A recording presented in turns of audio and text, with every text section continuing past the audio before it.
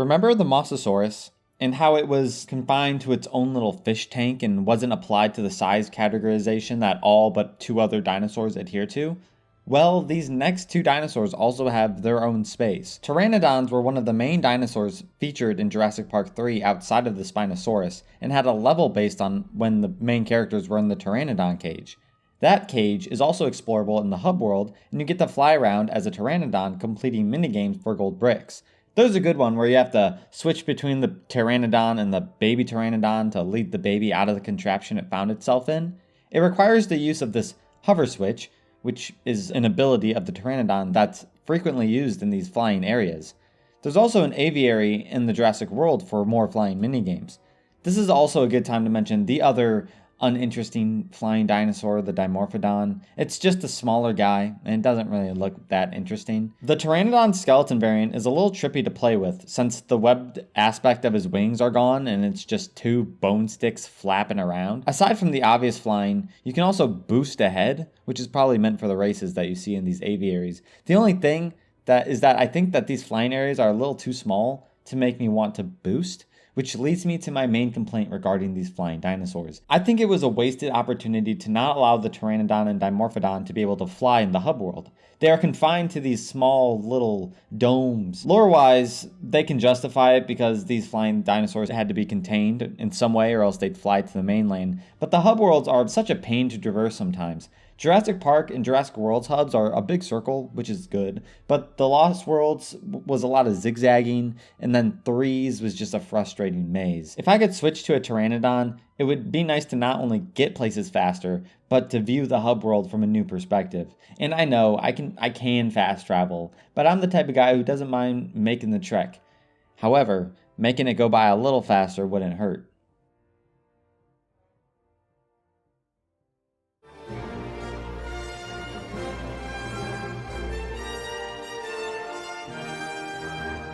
Enrique Cardoso was the owner of the Dinosaur Service, a parasailing company that'll take tourists around the Circle of Death Islands, including Isla Sorna.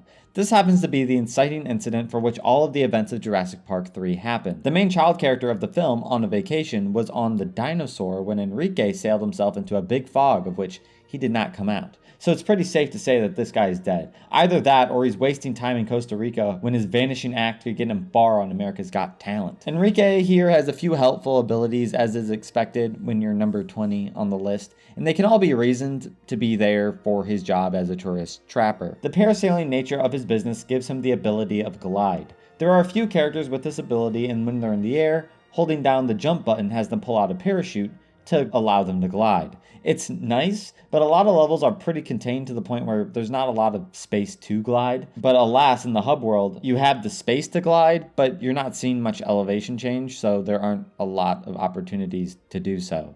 Aside from that, Enrique Cardoso has photograph and climb, both needed for a successful parasailing business.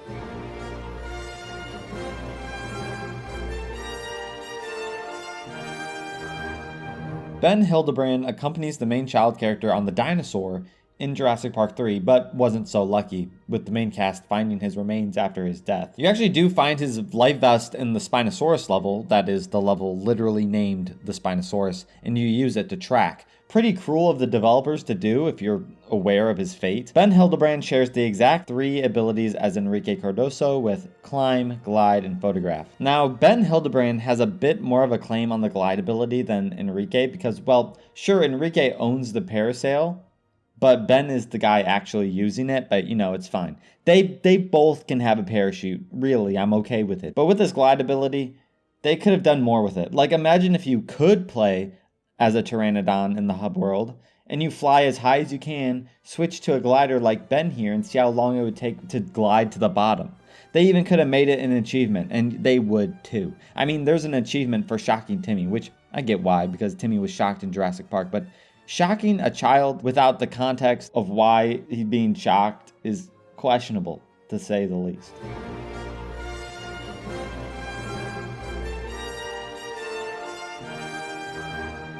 Billy Brennan was Alan Grant's protege in Jurassic Park 3 as an assistant professor. This is also the guy Cheryl Logan was smitten over, if you remember my discussion about her, so now I can mention Billy to my heart's content. They did a stupid thing with him in the movie where They make you think he dies, only for him to show up badly wounded but alive in the end. Weird cop-out, but they couldn't allow Alan Grant to feel guilty forever with how he treated Billy shortly before he supposedly perished. Again, like the last two guys, Billy holds the climb, glide, and photograph abilities. But glide is in the game because of him specifically, which is why he's ranked above Enrique and Ben. In the campaign, you even discover the parachute as Billy, which unlocks the ability for the first time in the game. A notable scene in Jurassic Park 3 has Billy nonchalantly pulling out a parachute to save the main child character from baby pteranodons, and that moment is also adapted in the campaign for this game as well. And just to top it all off, he's the only character unlocked in the story to have the glide ability, so that's something.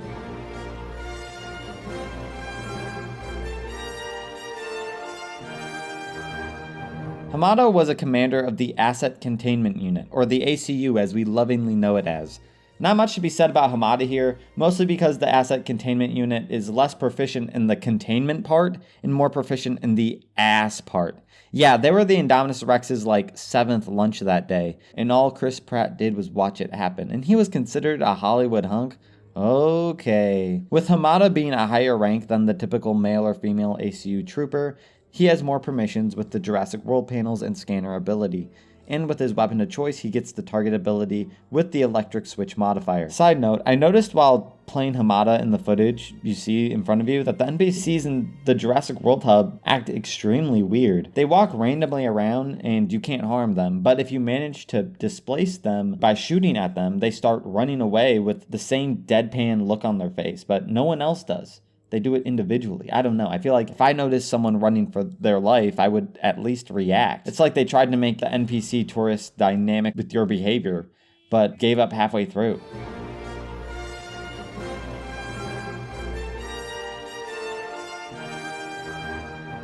Raptor handler Jenny is, raptor handler named Jenny. Only quality writing here on this channel, folks. No, but seriously, let me tell you.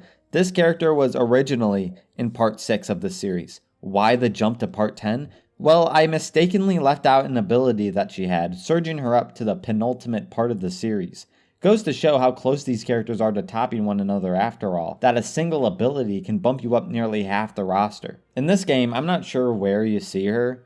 She's definitely a part of the characters from Jurassic World, as will become apparent with her abilities.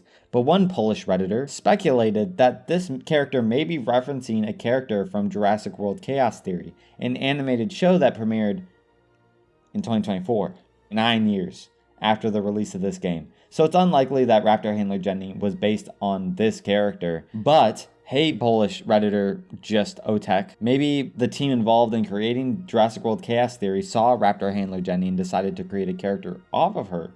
Yeah? By the way, her 4 abilities are agility, droppings, electric switches, and target. As you can see, the electric switch ability clues you in that she is a Jurassic World character. And the droppings ability was actually the one I missed that bumped her up to number 16.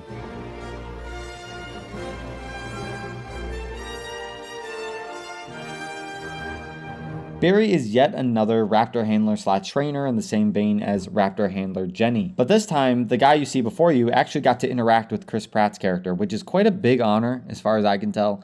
I said sarcastically. Barry's main appearance was in Jurassic World, but he made a quick cameo in Jurassic World Dominion as well. Oh, and also Jurassic World Chaos Theory, but I can't really speak on that appearance as I haven't seen it. But you actually get to play as Barry in the story mode for this game. In the first level of the Jurassic World campaign, Welcome to Jurassic World. Basically, he's just there because Chris Pratt's character needed someone else for co-op, but also, Barry offers a few abilities that Chris Pratt doesn't have for the sake of gameplay, which is appreciated. Obviously, I can't get too much into Chris Pratt in this game as we haven't seen him yet, but Barry's abilities are Electric Switch, Grapple, Target, and Track. Even aside from Chris Pratt's presence, Barry offers a solid ability set in this game.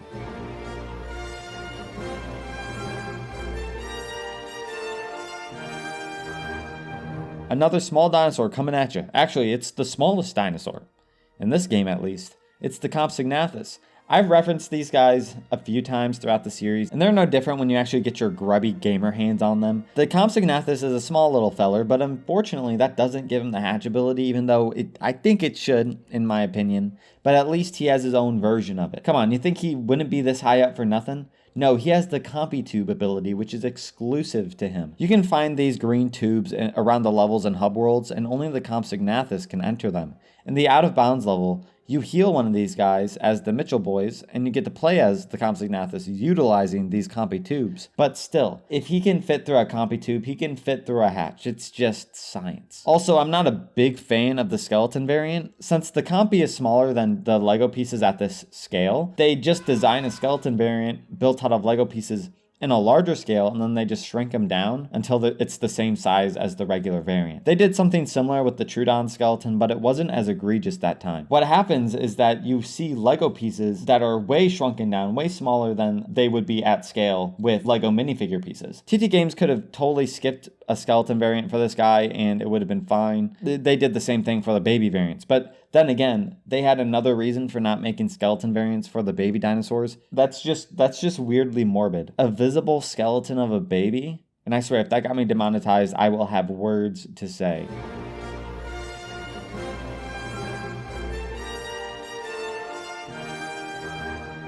I had to dig for this guy. I knew there had to be some connection to something, and that this is not just a random eccentric character that they added in to troll the players, because we all know that's what the Jurassic Park Warden was. Though they both do dance the same way, and this guy tiptoes funnily. But it's clear that they put effort into this guy, so there has to be some kind of significance to him. To be fair, I don't do much more than a Google for most characters I know nothing about for any series that I do, but I was inspired to discover the story behind DJ Master Frank. Fortunately, I found this video of a character showcase with DJ Master Frank by the Bricks family, where the description states that this is based on Frank Wilton Marshall, famous film producer and husband of Kathleen Kennedy. Okay, sequel haters, don't dislike yet. Don't dislike yet. I just said her name, that's all. But Marshall must have had some kind of involvement in this, right? Like the developers wouldn't just randomly make him this DJ caricature without him knowing, right? He's not even as well known as Kathleen Kennedy or Jimmy Fallon, but thank you, the Bricks family, for this insight. In this game, he has InGen, Jurassic World panels, scanner, and target.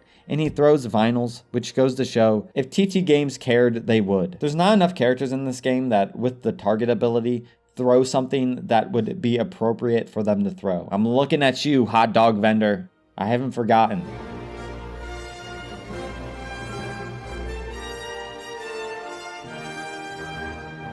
Now, this is someone that would make more sense to be in this game compared to Frank Wilton Marshall and DJ Cosplay. If you're not aware, Colin Trevorrow is the director of Jurassic World and one of the films this game adapts. As I said, the mid-2010s were prime time for real-life celebrities in LEGO games as playable characters. It makes sense that the director gets a slot. I think older players will probably know who this guy is, but younger players will probably not know and frankly just not care. But hey, of course they're going to be generous with the abilities for him. First, Colin Trevorrow has the target ability, and he throws a clapperboard since he's a filmmaker. You know, that thing they snap when they say action on movie sets. Fun fact, I didn't know that this thing was called a clapperboard. Maybe I'm dumb, or maybe you also learned something today. These straight up doohickeys. But similarly, as a filmmaker, he has the photograph ability. And finally, he has Jurassic World panels and InGen, which Jurassic World panels I understand, but Trevorrow having InGen? He didn't direct that movie, did he? Yeah, I have an idea. Let's give him a lightsaber since he almost directed Star Wars Episode 9 before leaving and having J.J. Abrams replacing them and making the rise of Skywalker. I'm not insinuating anything. I'm just saying.